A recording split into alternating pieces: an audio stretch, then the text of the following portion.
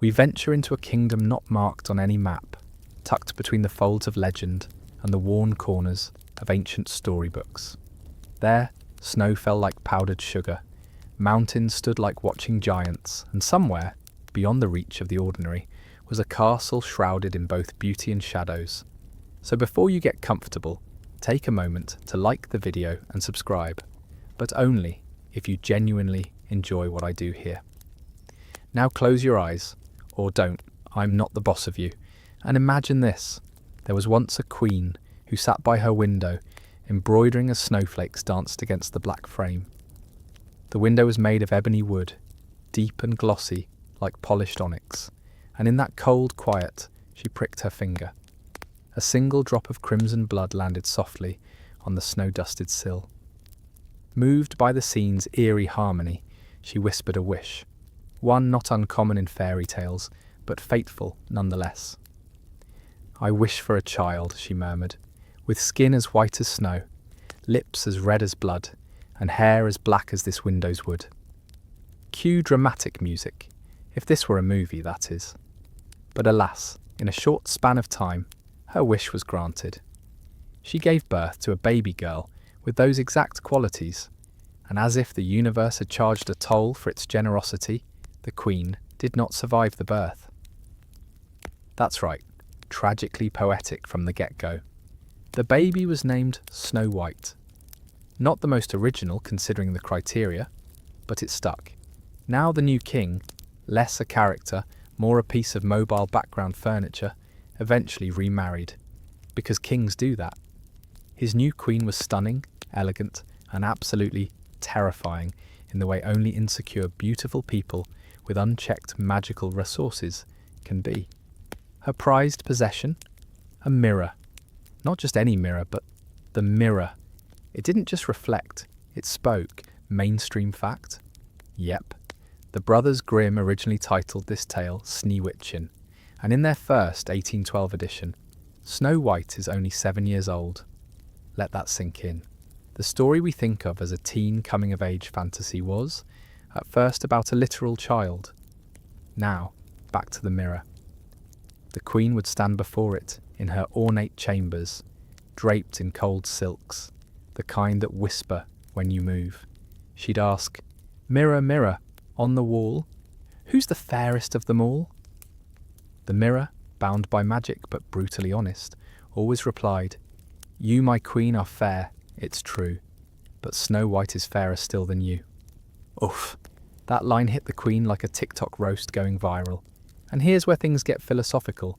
People still argue whether the mirror had a mind of its own, or if it merely echoed some deeper truth the queen refused to face. Was it cursed? A gift? A device to reveal the rot in her soul? Whatever it was, it became her obsession. Snow White, now older, though still debatably young, depending on the version you read, grew more beautiful by the day. Her innocence wasn't naivety, it was resilience with ribbons in her hair. She moved through the castle with quiet grace, unaware that her very existence stirred a storm behind every silk-curtained corridor. Meanwhile, the queen spiraled into an aesthetic existential crisis.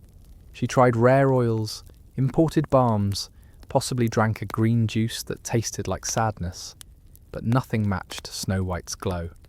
And so, like any rational monarch with an inferiority complex and access to dark arts, she plotted murder. Not just any murder, mind you. The queen summoned a huntsman, a stoic man, with hands like carved bark and eyes that had seen too much. She ordered him to take Snow White deep into the woods and, well, handle the fairest problem.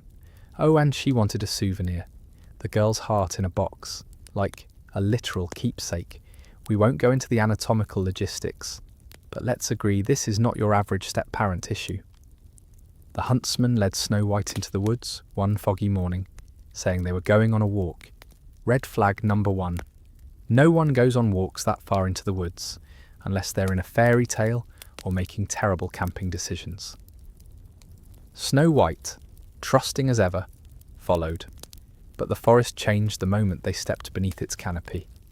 The trees whispered warnings, the wind braided through her hair like a nervous friend, and when they reached a clearing, The huntsman stopped.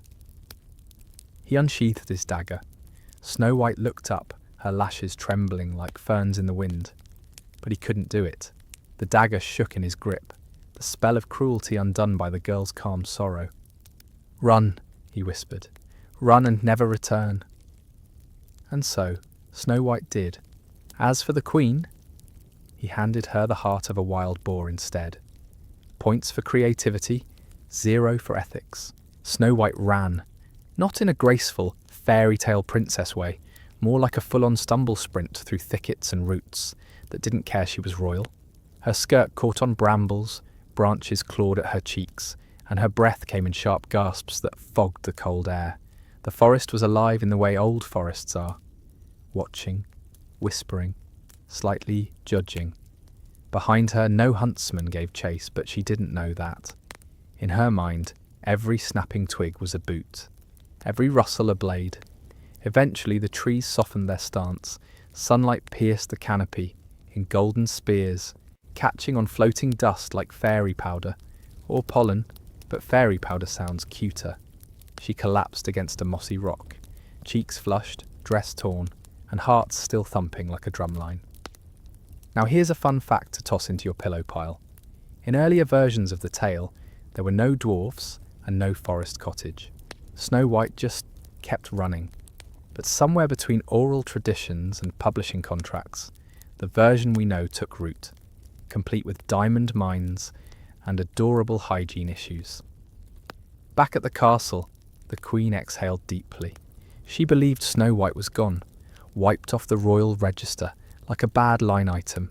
She smiled, sipped something imported, and approached her mirror once more, like someone refreshing a selfie to see if they're finally hot again. "Mirror, mirror, on the wall, who's the fairest of them all?" And the mirror, ever blunt, replied, "You, my queen, are fair, it's true, but Snow White, beyond the hills, with 7 men and daffodils, is fairer still than you." Okay, the rhyming bit's a flourish, but you get the idea. The queen's face curdled. 7 men, she hissed, mentally Googling how to poison someone twice. Now, about those 7 men. But first, let's rewind to Snow White, who, after sleeping beneath a leaf umbrella and waking up with pine needles in her hair, had found a little path, a thread of cobblestone, weaving through the wild. Curious and desperate, she followed it until she stumbled across the strangest house she'd ever seen. It looked like someone had built a cottage while under the influence of whimsy. The door was small, hobbit small. The windows glowed with warm candlelight. Mushrooms dotted the walkway, like shy greeters, and the chimney puffed smoke in polite, spiralling plumes. Snow White knocked, no answer. She peeked in, empty yet cosy. Inside were 7 tiny chairs around a wooden table, 7 mismatched mugs, and a sink barely taller than her knees. Clearly, either very short adults lived here, or a kindergarten class was playing very elaborate house. Tired and half-starved, she slipped in. Her inner voice whispered, "Is this breaking and entering?" But survival won the debate. She tidied up because trauma apparently activates domestic instincts, and sampled bits of food from each plate. Not to excess, just a polite little bite of each. A porridge dab here, a stew sip there. Goldilocks was probably rolling her eyes from across the fairy tale multiverse. Upstairs, she found 7 beds lined up like a naptime parade.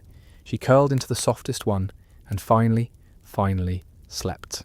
Later that evening, the cottage's owners arrived, carrying lanterns and tools. They were, of course, the 7 dwarfs.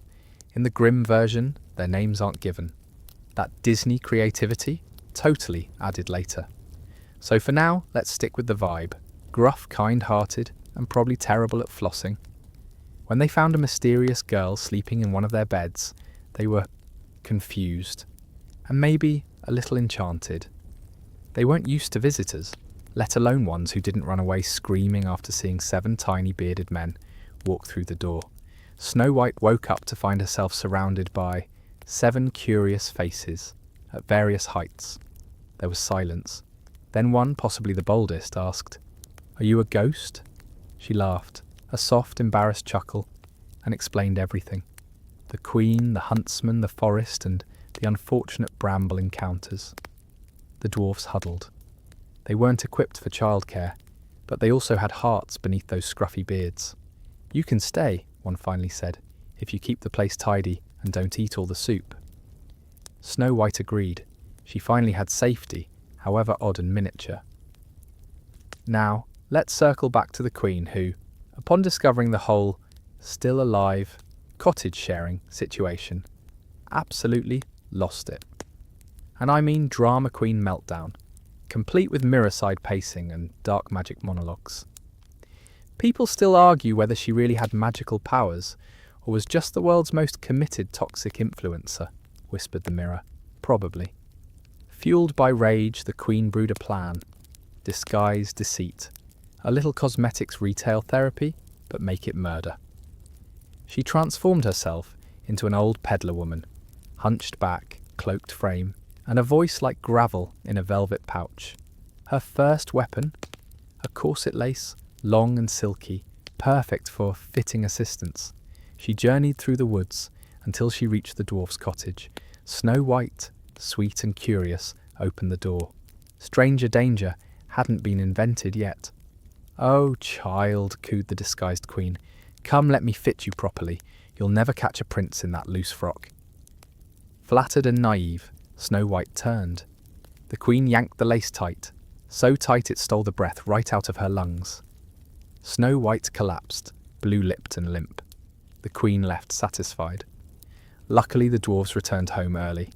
They saw the lace, loosened it, and watched Snow White gasp back to life. "She mustn't open the door again," they warned. Snow White nodded. She meant it, kind of. Days passed. The forest hummed with birdsong again, and Snow White returned to a rhythm, sweeping, singing, cooking meals, big enough for 7 men, with small appetites and big opinions. The dwarfs worked long hours in the diamond mines, leaving her with chirping squirrels, nosy birds, and the constant sound of leaves gossiping outside the windows. And yet, every morning, a nervous chill lingered, like the memory of a nightmare you can't quite shake. Far away, in the castle high above, the queen was once again consulting her brutally honest home decor. "Mirror, mirror, on the wall, who's the fairest of them all?"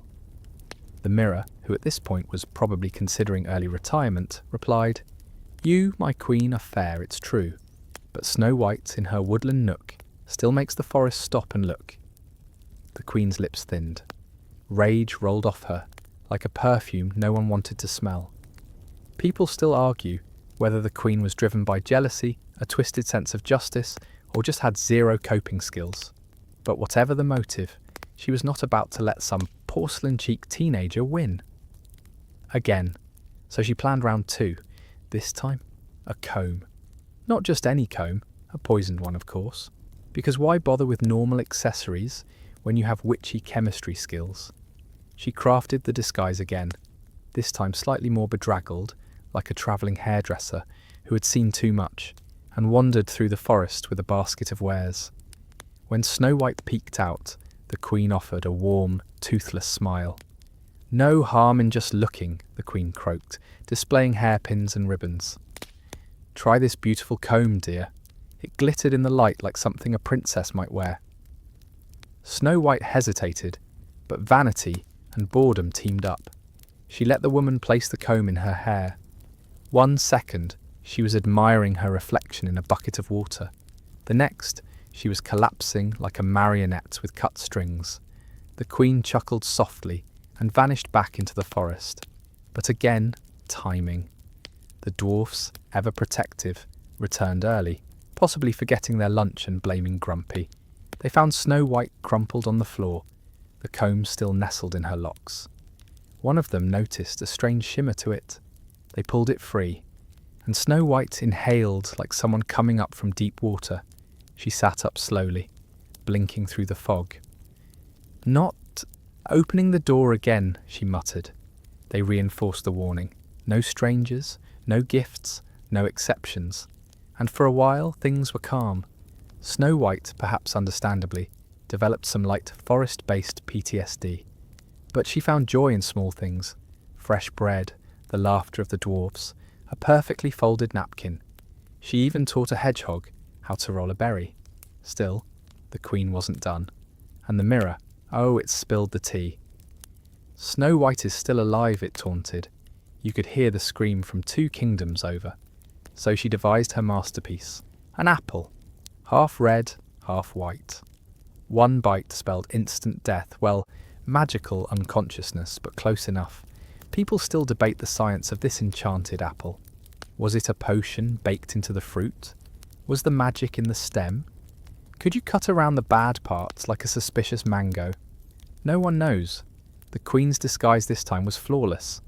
A kindly crone, stooped under the weight of age, and a well-placed shawl. Her voice crackled like warm firewood, and she carried a basket of apples so perfect they made you suspicious just by existing. Snow White, remembering the rules, refused to open the door. "No worries," the queen cooed. "I'll leave the apples here. Take one as a gift. No strings, no payment." Then came the trick. She bit into one half, the white side, and smiled. "See? Harmless." Reassured, Snow White took the apple, bit into the red half, and collapsed, her eyes fluttering shut. The half-eaten apple rolling from her hand like a dropped ruby. When the dwarfs found her, they couldn't revive her. No comb, no laces, no tricks to undo. Her chest did not rise, her skin stayed cold. They wept, for hours, days. They built her a glass coffin, carved with care and love, and placed her inside. Not to bury her, but to preserve her beauty, her story, and possibly their guilt.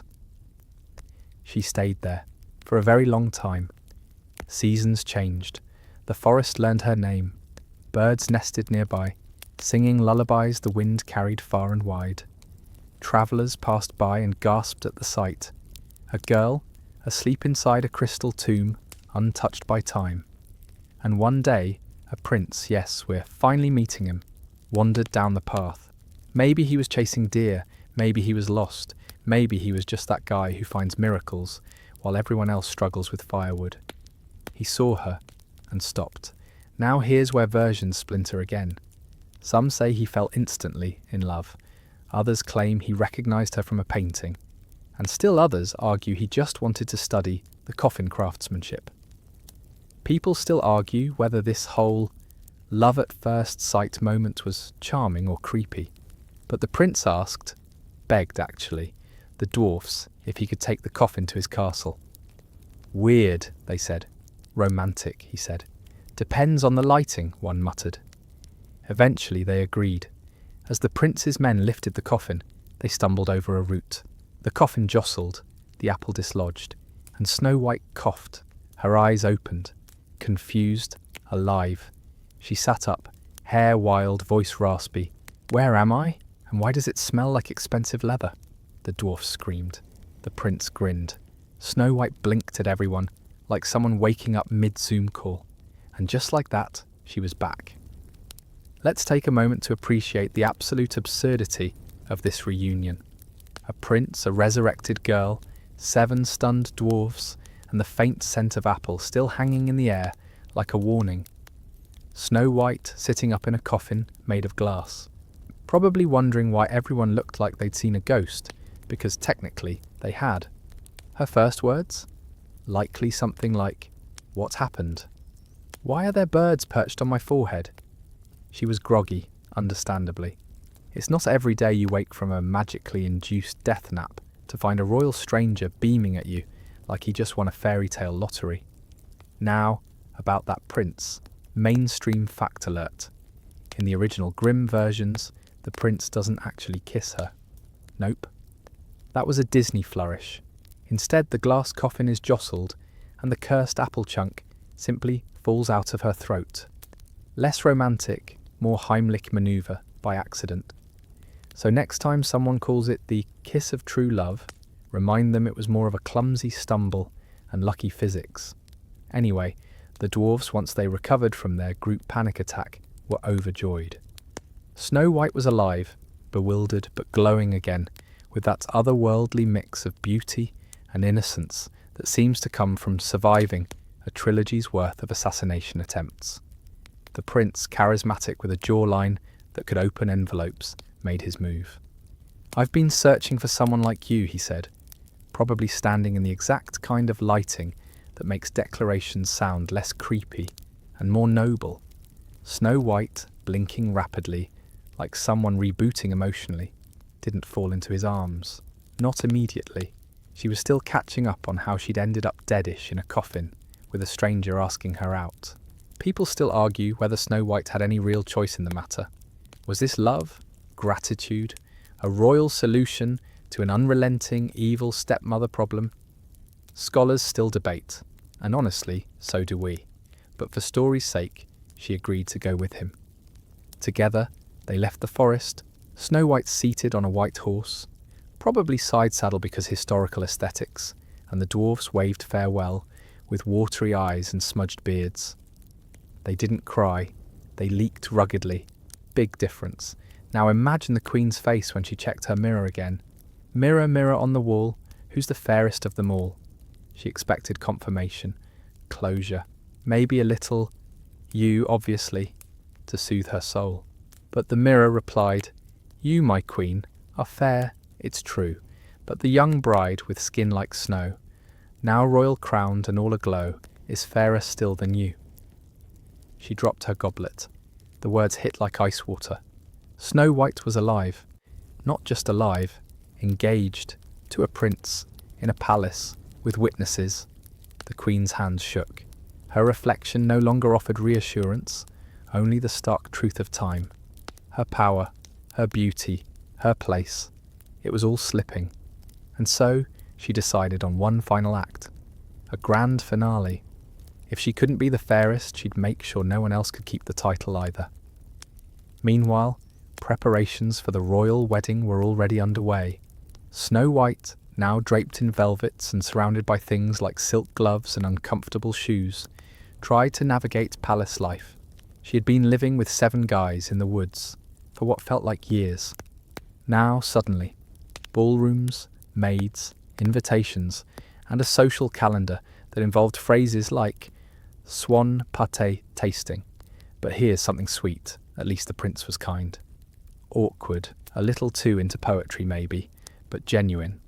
He gave her space, asked her opinion, even offered to invite the dwarfs as guests of honour. Points for that. And the wedding? Oh, it was going to be legendary. The guest list included noble families, magical delegates, one of whom may have been a talking stag in formal wear, and travellers from faraway kingdoms. Everything was set for a beautiful union, gowns stitched with moonlight thread, cakes taller than small ponies, and flowers that bloomed on cue. But you know who else planned to attend? The Queen. Disguised again, because apparently no one had issued a wanted evil stepmother, do not let in bulletin. She arrived not with a gift, but a grudge. Hidden beneath layers of lace and malice, she blended into the crowd, her eyes fixed on Snow White like a hawk, eyeing a very specific swan. But here's the twist, the palace guards recognised her.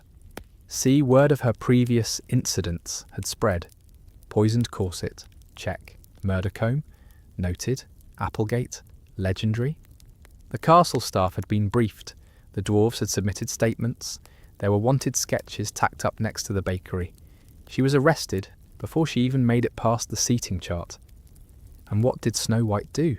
She didn't rage, didn't demand revenge. She just stood, tall and quiet, and looked at the woman who had tried 3 times to end her life. People still argue whether Snow White forgave her. The old stories are vague, but some say she whispered, "You don't win when you destroy what's beautiful. You only lose what's left of yourself." The Queen was led away. As for the wedding, it continued. Snow White walked down the aisle, not just as a bride, but as someone who had survived betrayal, rebirth, and about 3 different versions of herself. She held the prince's hand, not as a prize, but as a partner. The bells rang. The dwarfs cried, ruggedly, again. And in that moment, under vaulted ceilings and cascading flowers, Snow White was finally safe. Finally, home. Married life, as it turned out, was less about riding off into sunsets, and more about navigating a new reality with way more forks than anyone truly needs. Snow White, now a princess with a very complicated backstory, adjusted to palace life one awkward dinner at a time. Gone were the cosy, vine-wrapped days of forest living. No more sweeping floors while bluebirds harmonized in C minor. Now it was silk gowns, diplomatic receptions, and learning that there are entire forks just for salad. The prince, let's give him credit, tried to make it easier. He wasn't just charming on the outside. He listened when Snow White had nightmares. He let her keep a small garden in the palace courtyard. He even had a mini cottage built just outside the city, complete with flower beds and a nearby stream, so she could breathe when things got too gold-plated. But peace, like glass, is lovely and fragile. Because while the evil queen had been defeated, the kingdom had its own challenges. Political tension, drought in the eastern valleys, and the royal advisors had strong opinions on how a princess should behave. Snow White, for her part, was not exactly a fan of rules made by dusty old men in feathered hats. "Why can't I attend the council meetings?" she asked one day. "Because, Your Highness," mumbled a scribe, "that's not traditionally the princess's role." She raised an eyebrow. "Traditionally, stepmothers aren't assassins either, but here we are." Touché. And so, little by little, she pushed. Gently, politely, but firmly. She wanted to understand the kingdom she had married into, to know its people, its problems, its pulse. Meanwhile, the people, many of whom had heard stories of the girl who had survived the queen's wrath, adored her. Children sent letters. Artists painted her not just as a beauty, but as a symbol of resilience. Bakers named pastries after her. Snowberry tartlets were a hit. Mainstream fact time. In early European folklore, Snow White wasn't just a name. It symbolized purity, innocence, and the kind of untouched beauty that noble families idolized. But Snow White? She was redefining that. She wasn't untouched. She had been through everything, and that made her stronger. One afternoon, she visited a village hit hard by failed crops. Instead of arriving with an entourage, she showed up in boots, holding a basket of supplies. When an old woman offered her bread, Snow White took it with both hands and smiled. "You remind me of someone," she said softly. And the woman, unaware of the eerie resemblance, chuckled and said, "Hopefully someone kind." It was in these small moments that Snow White truly began to rule, not just as a figurehead, but as a person, a presence. Of course, the court gossip never stopped. "She talks to animals still, I heard." "Didn't she once live in a tree?" "I heard she personally hunted the queen with a diamond pickaxe." That one was Grumpy's fault. He may have embellished at a tavern. Through it all, the prince remained steady. A bit overwhelmed by his wife's fame, perhaps, but proud. They began to host dinners where poets, farmers, and even dwarfs sat together. Wild, I know. Speaking of the dwarfs, they were thriving. Bashful had started a mushroom farm. Doc ran a tiny forest clinic. And Sleepy?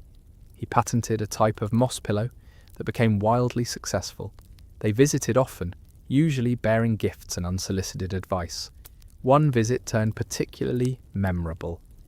"You need a royal hound," said Grumpy, handing her a small energetic fox with more attitude than fur. "That's definitely not a hound," Snow White said, trying not to laugh as the fox tried to climb her sleeve. "But it bites intruders and hates nobles." "Perfect," Grumpy replied. The fox, dubbed Snaps, stayed, but not everything was light-hearted. There were moments, quiet ones, when Snow White still heard the Queen's voice. In mirrors, in silence, trauma isn't something you leave behind with a crown. It follows, like a shadow that stretches longer in winter. People still argue whether Snow White truly forgave her stepmother. Some say forgiveness was part of her healing. Others believe she never forgave, but chose peace anyway. One night, during a royal ball, a guest offered her an apple tart. Snow White smiled politely and declined. "Not a fan of apples," she just said. "Let's say I've had enough fruit surprises to last a lifetime." The room laughed, but the prince caught her hand under the table and gave it a squeeze. She smiled, grateful. There was a strength in knowing the worst was behind her, and if not, she was ready. One particularly windy evening, she stood on the balcony of their tower, hair tangled, gown forgotten, in favour of a blanket around her shoulders. Below, the city glowed with lantern light. The prince joined her. "You don't sleep much," he said gently. "I slept for a very long time," she replied, half joking, and they stood together, watching the stars creep across the sky like ancient storytellers painting new verses. Snow White wasn't just a survivor anymore.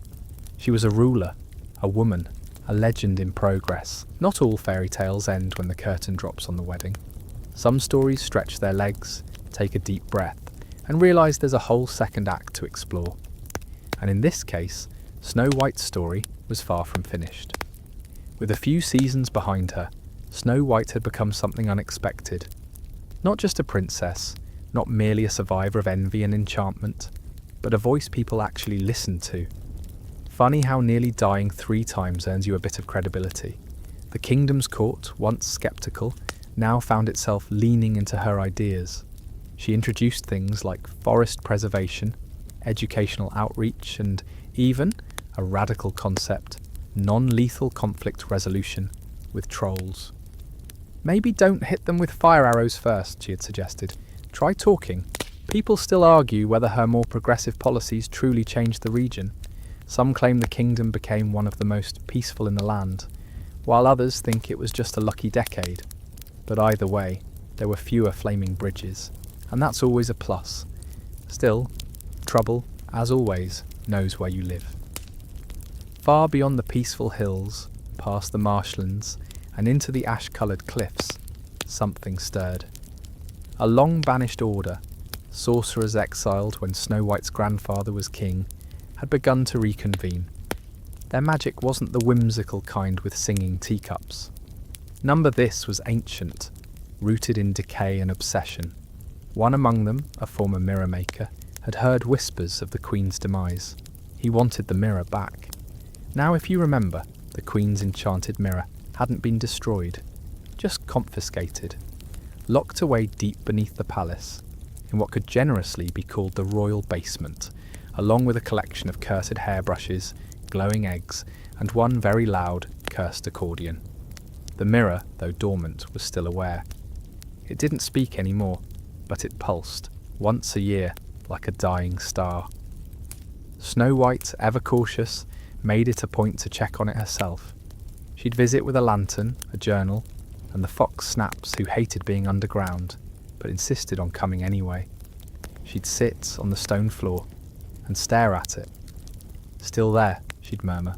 The mirror never responded, but it shimmered faintly in her reflection, as though remembering her, remembering the Queen. One night, she felt it. A change. A shift. The mirror, dormant for years, flickered. Just once, like a blink, and Snow White knew something was coming.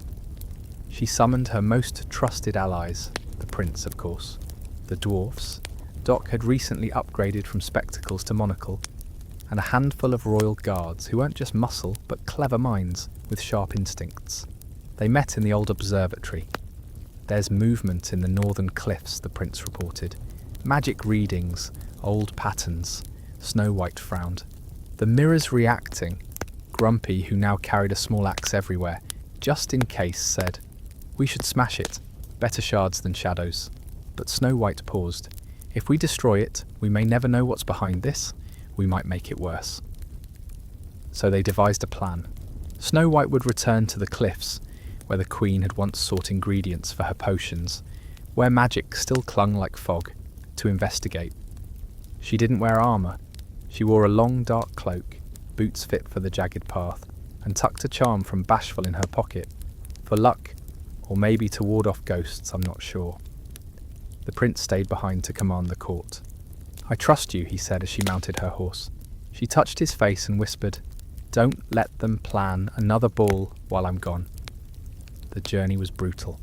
Cold wind, treacherous footing, a distinct smell of mouldy secrets, but she reached it, a cave carved into the side of the cliffs, pulsing with the eerie hum of enchantment. Inside, the mirror maker waited, An old man with hands stained silver and a gaze like cracked glass. "You," he rasped. Snow White raised her lantern. "You came for the mirror." He nodded slowly. "She promised me something. Long ago, if she ever failed, if beauty fell into the hands of the undeserving, I was to carry on the work." Snow White stepped closer. "You think I don't deserve it?" He chuckled. "Deserve? No one deserves a crown. They simply hold it until the world decides otherwise." Their conversation spiraled. Philosophy, magic, the weight of legacy. But eventually it boiled down to this. The mirror maker wanted to awaken the mirror fully and bind it to a new vessel. A girl, perhaps, or a child not yet born. A cycle of obsession reborn. And Snow White, tired of cycles, said no. The standoff ended in fire, not from her, but from the cliffs themselves. Magic rejected the mirror maker's twisted intent. He was pulled into the darkness by the very forces he tried to command. The cave collapsed. Snow White barely made it out. Back at the palace, she returned bruised but whole. The mirror, upon her return, shattered. Not in rage, in release. A thin, sighing sound filled the room as it broke, like a breath held for too long. And Snow White, holding the largest shard, whispered, "It's done." She had finally ended the Queen's legacy, not with vengeance, but with clarity. The kingdom mourned nothing. Instead, they celebrated. New murals were painted, new tales told. Snow White, once again, proved that resilience wasn't flashy. It was steady, quiet, and sometimes shaped like a woman who stares evil in the eye and walks away stronger. So here we were, mirror gone, enemies quiet, kingdom safe. You'd think the story would gently fade into that classic happily ever after tune. But if there's one thing life, and Snow White's version of it, loved to do, it was to keep you slightly on your toes. With the past literally buried beneath stone and ash, Snow White returned to her duties. But this time, something had changed. She wasn't the same young woman who'd once wandered through the forest lost and hunted. She wasn't even the same girl who'd woken up in a glass coffin to find a prince staring at her with hope in his eyes. No, now she was a queen. It didn't happen with a coronation or a velvet-heavy ceremony. There were no trumpets, no glittering diadem passed down through the ages. Instead, it happened slowly, organically. The people began calling her their queen, not because of marriage or bloodline, but because of presence, because she showed up when no one else would, because she listened, because she saw them. People still argue whether her official title was ever changed on the scrolls. Some old royalists refuse to recognise it, but to the villages, the merchants, and the woodsmen, she was Queen Snow. One of her first acts, she reopened the forest road. The path that once led to the dwarf's cottage, overgrown and nearly forgotten, was cleared. Children from nearby villages walked it as a rite of passage. Some claimed the birds along the way still knew her name. She and the prince, still very much in love, still adorably clumsy about it, hosted an annual gathering at the forest's edge. A harvest celebration, inspired by the old apple trees. Yes, apples. She'd made peace with them. Grumpy brought candied ones and made everyone swear they were witch-free. The dwarfs attended every year, wearing little sashes that said, "Founders of the Forest Alliance," which they made up, embroidered themselves, and insisted were official. Doc gave awkward speeches. Sleepy fell asleep mid-toast. Dopey danced with local children until he tripped over his own feet. It was, in every sense, a second kind of magic. And yet, Snow White still had moments, quiet ones, when the wind rustled just so, or the shadows grew long at dusk and she'd feel it, that ripple of unease. Not fear, not any more, just awareness. Because while the Queen was gone and the mirror shattered, the world still had corners, dark wild corners. And Snow White understood that beauty, once envied, could always become targeted again. But she also knew something better, that beauty didn't need protection, it needed courage. One day, she visited the site where the mirror shards had been buried. The place had grown strange wildflowers, tall with pearlescent petals that only bloomed at night. Locals called them truth blooms. Snow White knelt, touched the soil, and whispered something only the earth heard. Not far behind her, a group of girls approached, apprentices, young students of diplomacy and nature magic. Snow White had started teaching, unofficially at first, then more regularly. She didn't lecture, she told stories, like how to tell a venomous apple from a regular one. Don't bite the ones that talk back. Or how to calm a raging troll by reciting lullabies in its native tongue, preferably with a snack. The girls adored her, not because she wore a crown, but because she didn't act like one. I thought queens were supposed to stay in palaces, one said shyly. Snow White smiled. Maybe the best ones go where they're needed most. Mainstream fact. In many lesser-known versions of the tale across Europe, Snow White doesn't marry the prince. Instead, she becomes a sort of wandering judge, helping others, righting wrongs. This version, our version, folds that independence right into the royal life. Not either or, both. She wrote a book, by the way. Well, dictated it. Grumpy helped with the spelling. It was part memoir, part guide. How Not to Die in the Woods, 3 times. It became a surprise bestseller. Even the Queen's old peacock-feathered council members came around. One evening, they approached Snow White with a proposal. Lead the High Council herself. You've changed things, one said gruffly. For the better. She agreed on one condition, shared leadership. Power should be held like water, she said. It flows, it nourishes, and when hoarded, it stagnates. Now that's a bumper sticker waiting to happen. Her fox, Snaps, eventually retired from active palace duty. He lived in the garden, fat and mildly judgmental, chasing birds solely for sport. And as for the prince, he spent his time between governance and carpentry. Yes, carpentry. Turns out royalty is stressful, and woodworking helps. Snow White often joked that he married her for her woodworking shed. Their life was full, not without conflict, but honest. They didn't chase perfection. They cultivated peace. Because the lessons Snow White had learned through every poisoned gift, every false disguise, every cursed reflection was this. You can't control what the world sees in you, but you can choose what you become in response. And she had chosen to become something more than beautiful. She had become real. Time passed as it always does, sometimes gently, like leaves drifting in autumn wind, and other times like a bird flying headfirst into a window.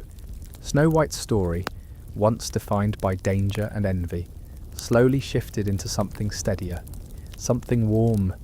She still walked the palace gardens most mornings, now accompanied by both Snaps and a child, with hair black as night, and eyes like polished hazelwood. Her daughter, part royal, part wildflower. The people called her Little Winter. The name Snow White had once carried the weight of myth. Now it sounded like comfort, like home. And in her daughter's laughter, Snow White heard echoes of birdsong, of forest streams, of dwarves arguing over soup recipes. There was a moment, late one afternoon, when Little Winter brought her mother a mirror. It was just a toy, polished copper framed with twigs and glitter glue. But Snow White paused. Her heart stuttered. And then, with a deep breath, she looked in. No whispers, no questions about beauty. Just a woman in her 40s with lines around her eyes and a crown of silver threaded through her hair. A woman who had been hunted and honoured, broken and rebuilt. Is it magic? Winter asked, hopeful. Snow White smiled. A little, but the good kind. Her daughter beamed and ran off to show the prince, who now had more grey in his beard than not, and could still build an entire bookshelf in a day, though he'd need a nap right after. The dwarfs visited less often now, though they sent letters. Grumpy retired to a seaside cottage, fishing rod in hand. Sleepy opened a dream therapy centre. No one's sure what Dopey did. Rumour says he joined a travelling theatre troupe and plays only villains. Irony. One by one, the old parts of the tale faded into background music.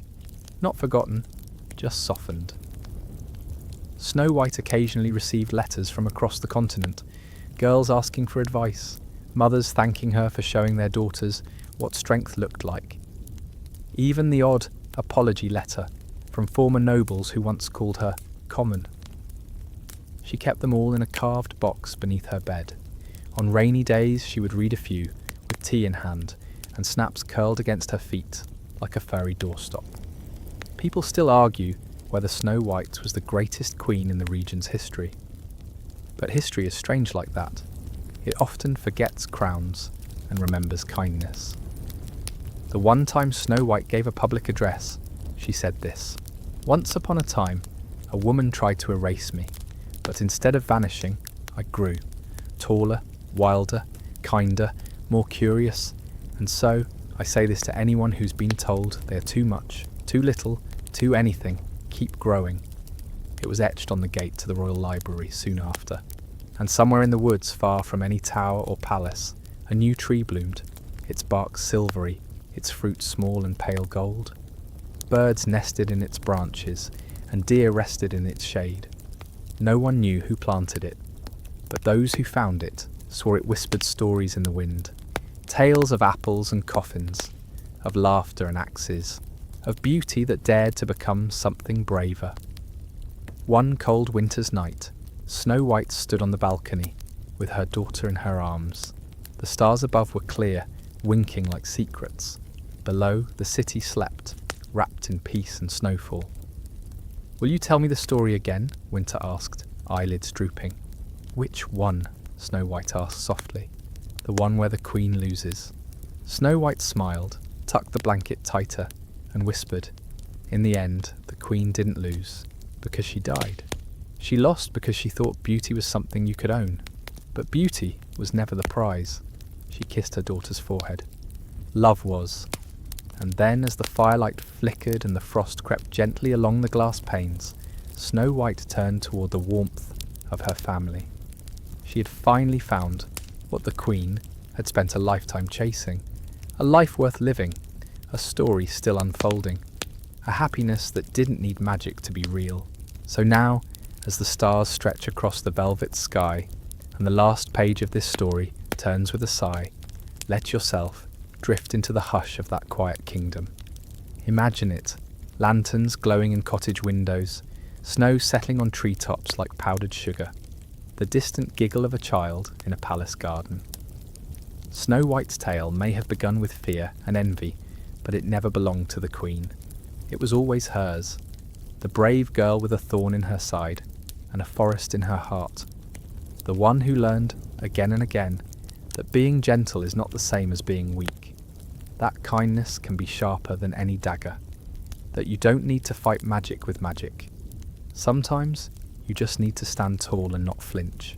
So as you close your eyes, remember that no matter how twisted the path or how poisoned the fruit, there is always a way forward. And sometimes the glass coffin is just the beginning of waking up. Let that warmth settle into your bones. The danger is past, the wolves have quieted, the mirror is silent. And somewhere, not far from dreamland, a fox snores softly beside a garden gate. Sleep well.